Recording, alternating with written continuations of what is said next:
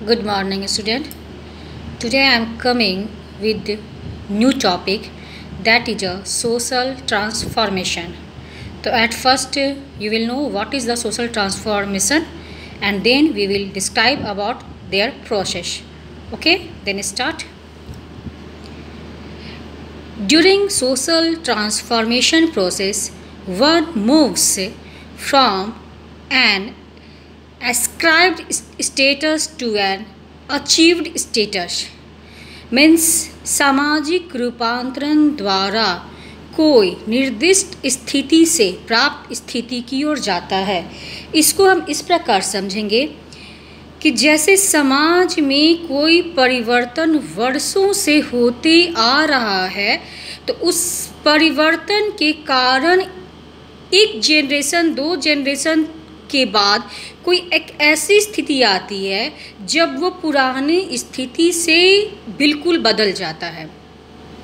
ये परिवर्तन व्यक्ति में भी हो सकता है या समाज में भी हो सकता है। व्यक्ति में परिवर्तन को हम इस तरह समझ सकते हैं कि मान लीजिए कोई बच्चा किसी परिवार में जन्म लिया है, तो वो एक परिवार की जो स्थिति है उसको प्राप्त करता है। जैसे अमीर वर्ग में पैदा हुआ है तो अमीर होगा, गरीब वर्ग में पैदा हुआ है तो गरीब होगा। लेकिन अपने वर्क के द्वारा, अपनी काबिलियत के द्वारा अगर वो जब बड़ा होता है तो उसकी स्थिति जब चेंज हो जाती है तो वो उसका सामाजिक परिवर्तन होता है, मीन्स सामाजिक रूपांतरण हो जाता है। उस व्यक्ति की स्थिति में सामाजिक रूपांतरण हो जाता है। और जब यही परिवर्तन या रूपांतरण समाज के साथ होता है तो वहाँ पे पूरे समाज का रूपांतरण हो जाता है। इसको इस तरह हम डिस्क्राइब करेंगे कि social transformation is the process by which an individual alters the socially ascribed social status of their parentally into a socially achieved status for themselves। ये इंडिविजुअल के लिए है, किसी व्यक्ति के लिए है कि कैसे किसी व्यक्ति का सामाजिक रूपांतरण होता है। इसे इस तरह हम परिभाषित कर सकते हैं, सामाजिक रूपांतरण वह प्रक्रिया है जिसके द्वारा एक व्यक्ति अपने माता पिता की सामाजिक रूप से निर्धारित स्थिति को अपने लिए एक सामाजिक रूप से प्राप्त स्थिति में बदल देता है। तात्पर्य है जो बताया जा चुका है कि बच्चा जब जन्म लेता है तो परिवार की जो सामाजिक स्थिति है उस अनुसार उसकी स्थिति होती है। लेकिन जब वो बड़ा होता है, जैसे कोई व्यवसाय अपनाता है, तो उस समय जो उसकी स्थिति होती है तो वो रूपांतरित हो जाती है। मीन्स सेठ का बेटा अगर अच्छा काम करेगा तो सेठ ही रहेगा, तो वहाँ पे उसकी स्थिति नहीं रूपांतरित हुई। लेकिन एक गरीब मजदूर का बेटा अगर मेहनत मजदूरी करने वाले पिता के यहाँ जन्म लेता है, लेकिन बाद में अपने मेहनत के बल पे वो छोटे दुकान से बड़े दुकान में बदल लेता है और सेठ बन जाता है, तो कैसे क्या हुआ, एक मजदूर का बेटा अब एक सेठ बन गया, तो वहाँ उसकी सामाजिक स्थिति रूपांतरित हो गई है।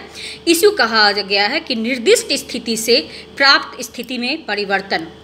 फिर इसको हम इस तरह डिफाइन कर सकते हैं समाज के रूप में कि large scale social change as in cultural reforms और ट्रांसफॉर्मेशंस। मीन्स बड़े पैमाने पर सामाजिक परिवर्तन से है इसका तात्पर्य, जैसे सांस्कृतिक सुधार या परिवर्तन।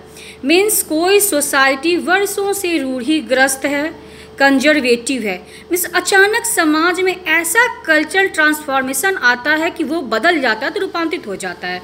जैसे पुराने युग में हम देखते हैं कि धर्म सुधार आंदोलन के कारण पूरा यूरोपीय समाज मीन्स ट्रांसफॉर्म्ड हो गया है। रिनेसा भी आया है, पुनर्जागरण भी हुआ है, तो पूरा समाज जो हुआ है वो परिवर्तित हो गया है, रूपांतरित हो गया है। या भारत में ही हम पुनर्जागरण देखते हैं, पहले बाल विवाह था, विधवा पुनर्विवाह निषेध था, या कुछ भी ऐसी रूढ़िग्रस्त समाज था। लेकिन अब हमें बाल विवाह नहीं देखने को मिलता है, विधवा पुनर्विवाह निषेध नहीं होता है, सती प्रथा नहीं होता है। मीन्स पुराना समाज जो हमारा रूढ़िग्रस्त था कॉन्स्टिट्यूशनल सुधार के कारण या आज़ादी के कारण जो चेंजिंग हुए हैं, तो अब हमारा सोसाइटी ट्रांसफॉर्म्ड हो गया है। तो यहाँ हम क्लियर हो गए कि सामाजिक रूपांतरण से तात्पर्य है निर्दिष्ट स्थिति से प्राप्त स्थिति को जाना। निर्दिष्ट स्थिति जो समाज के साथ शुरुआत में होती है, प्राप्त स्थिति जो वर्षों के प्रयास के कारण, परिवर्तन के कारण होता है।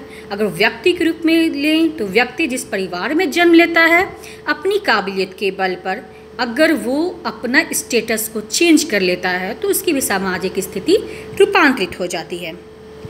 तो यहाँ हम समझ गए हैं कि सामाजिक रूपांतरण क्या होता है और इसका प्रोसेस कैसे, कहाँ कहाँ, अगर समाज में परिवर्तन आएगा तो किस किस से परिवर्तन आएगा। तो ट्रांसफॉर्मेशन आएगा मीन से संरचना में, स्ट्रक्चर में, संस्कृति में, कल्चर में, संस्था में, इंस्टीट्यूशन में, आदर्श में, आइडियोलॉजी में, मीन सोसाइटी में इत्यादि। मीन समाज में जो परिवर्तन आता है, समाज का स्ट्रक्चर बदल जाता है।